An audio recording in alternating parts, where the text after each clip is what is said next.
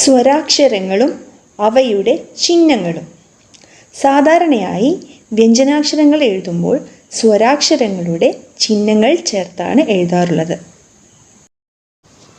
സ്വരാക്ഷരത്തിലെ ആദ്യത്തെ അക്ഷരമാണ് ആ. ആ എന്ന അക്ഷരത്തിന് ചിഹ്നങ്ങളൊന്നുമില്ല. അടുത്തതായി ആ എന്ന അക്ഷരമാണ്. ഈ ആ എന്ന സ്വരാക്ഷരത്തിൻ്റെ ചിഹ്നമാണ് നമ്മളിനി പഠിക്കാൻ പോകുന്നത്. ഇതാണ് ആ എന്ന സ്വരാക്ഷരത്തിൻ്റെ ചിഹ്നം. അടുത്തതായി വരുന്ന ഈ എന്ന സ്വരാക്ഷരത്തിൻ്റെ ചിഹ്നത്തെക്കുറിച്ച് പഠിച്ചാലോ? ഇതാണ് ഈ എന്ന സ്വരാക്ഷരത്തിൻ്റെ ചിഹ്നം. സ്വരാക്ഷരവും വ്യഞ്ജനാക്ഷരവും കൂട്ടുകാരായി മാറുമ്പോൾ സ്വരാക്ഷരങ്ങൾക്ക് പകരം ചിഹ്നങ്ങളാണ് വ്യഞ്ജനാക്ഷരങ്ങളുടെ കൂടെ ചേർക്കാറ്. അടുത്തതായി സ്വരാക്ഷരങ്ങളിലെ ഈ എന്ന അക്ഷരത്തെയും അതിൻ്റെ ചിഹ്നത്തെയും കുറിച്ച് പഠിച്ചാലോ? ഇതാണ് ഈ എന്ന സ്വരാക്ഷരത്തിൻ്റെ ചിഹ്നം. അടുത്തതായി ഉ എന്ന സ്വരാക്ഷരത്തെയും അതിൻ്റെ ചിഹ്നത്തെയും കുറിച്ച് പഠിച്ചാലോ? ഇതാണ് ഉ എന്ന സ്വരാക്ഷരത്തിൻ്റെ ചിഹ്നം. അടുത്തതായി നമ്മൾ നോക്കാൻ പോകുന്നത് ഉ എന്ന സ്വരാക്ഷരത്തിൻ്റെ ചിഹ്നമാണ്. ഇതാണ് ഊ എന്ന സ്വരാക്ഷരത്തിൻ്റെ ചിഹ്നം. ഊ. ഇനി നമ്മൾ നോക്കുന്നത് ഋ എന്ന സ്വരാക്ഷരത്തിൻ്റെ ചിഹ്നത്തെക്കുറിച്ചാണ്. ഇതാണ് ഋ എന്ന സ്വരാക്ഷരത്തിൻ്റെ ചിഹ്നം. ഋ. ഋ. അടുത്ത അക്ഷരമാണ് എ. എ എന്ന സ്വരാക്ഷരത്തിൻ്റെ ചിഹ്നത്തെക്കുറിച്ചാണ് അടുത്തതായി നമ്മൾ നോക്കാൻ പോകുന്നത്. എ എന്ന സ്വരാക്ഷരത്തിൻ്റെ ചിഹ്നമാണ് ഇപ്പോൾ നമ്മൾ സ്ക്രീനിൽ കാണുന്നത്. എ. എ. ഇതേതാണ് അക്ഷരമെന്ന് പറയാമോ? ഇതാണ് എ.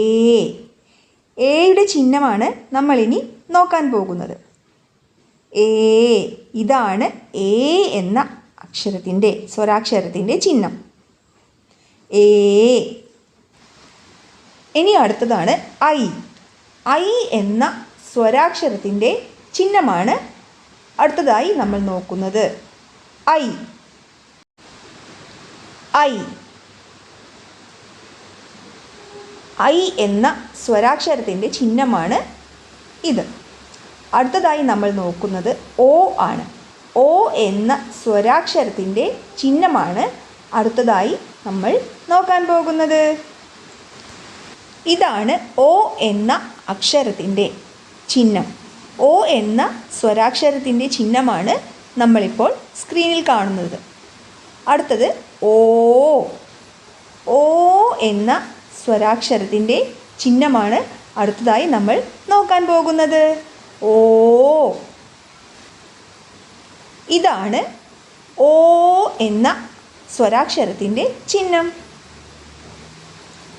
അടുത്തതായി നമ്മൾ നോക്കുന്നത് ഔ എന്ന സ്വരാക്ഷരത്തിൻ്റെ ചിഹ്നത്തെക്കുറിച്ചാണ്. ഇതാണ് ഔ എന്ന സ്വരാക്ഷരത്തിൻ്റെ ചിഹ്നം. ഔ. അടുത്തതായി നമ്മൾ നോക്കുന്നത് അം എന്ന സ്വരാക്ഷരത്തിൻ്റെ ചിഹ്നമാണ്. അം എന്ന സ്വരാക്ഷരത്തിൻ്റെ ചിഹ്നം ആ അക്ഷരത്തിൻ്റെ കൂടെ തന്നെയുണ്ട്. കാണുന്നില്ലേ? അം. ഇതാണ് അം എന്ന സ്വരാക്ഷരത്തിൻ്റെ ചിഹ്നം. ഇനി നമ്മൾക്ക് ചിഹ്നങ്ങൾ മാത്രം ഒന്ന് വായിച്ചു നോക്കിയാലോ? ആ എന്ന അക്ഷരത്തിന് ചിഹ്നമില്ല.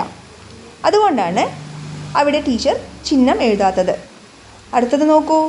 ആ, ഇ, ഈ, ഉ, ഊ, ഋ, എ, ഐ, ഓ, ഔ, അം. ഒരിക്കൽ കൂടി വായിച്ചു നോക്കിയാലോ? ആദ്യത്തെ സ്വരാക്ഷരത്തിന് ചിഹ്നമില്ല. രണ്ടാമത്തെ സ്വരാക്ഷരമായ ആ മുതൽ വായിച്ചു തുടങ്ങാം.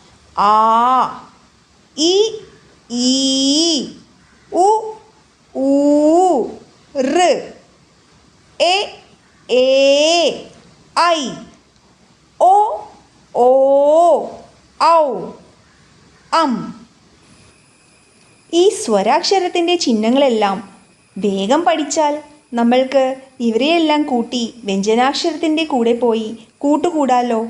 സ്വരാക്ഷരത്തിൻ്റെ ചിഹ്നങ്ങളും വ്യഞ്ജനാക്ഷരങ്ങളും കൂട്ടുകൂടുന്നത് കാണാൻ നല്ല രസമായിരിക്കുമല്ലേ?